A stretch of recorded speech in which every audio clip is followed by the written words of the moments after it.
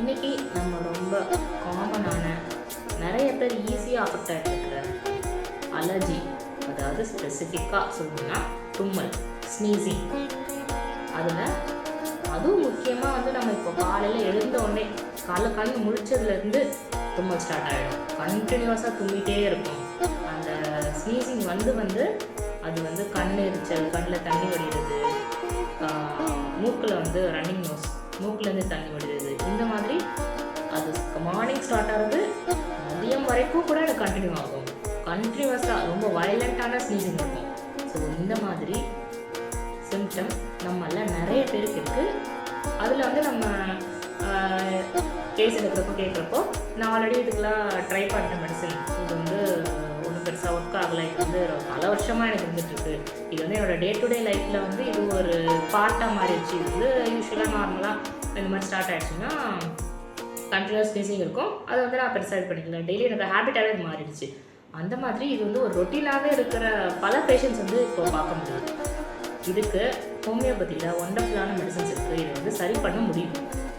முக்கியமாக இவங்களுக்கு சில ட்ரிகரிங் ஃபேக்டர் இருக்குது.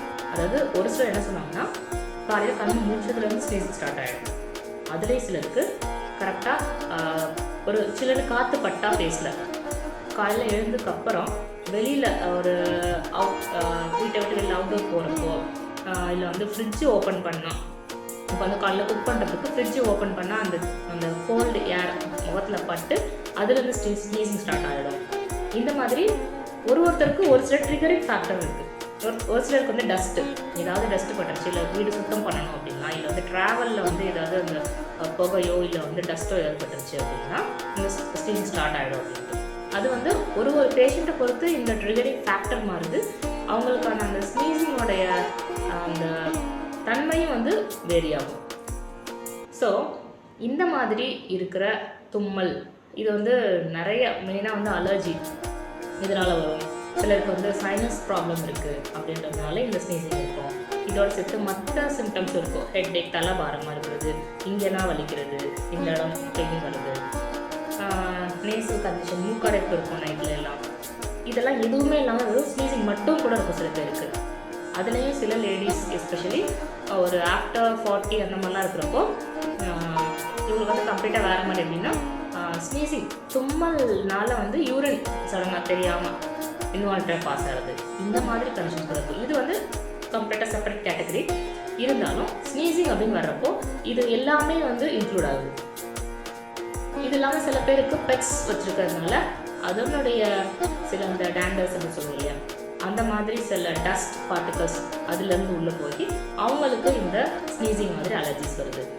ஸோ இது எந்த மாதிரியான அலர்ஜிக் ட்ரிகரிங் ஃபேக்டராக இருந்தாலும் இந்த ஸ்னீசிங் அப்படின்ற விஷயத்துக்கு, அதுவும் முக்கியமாக காலைல எழுந்ததுலேருந்து கண்டினியூவாக ஸ்னீசிங் இருந்துகிட்டே இருக்கும்.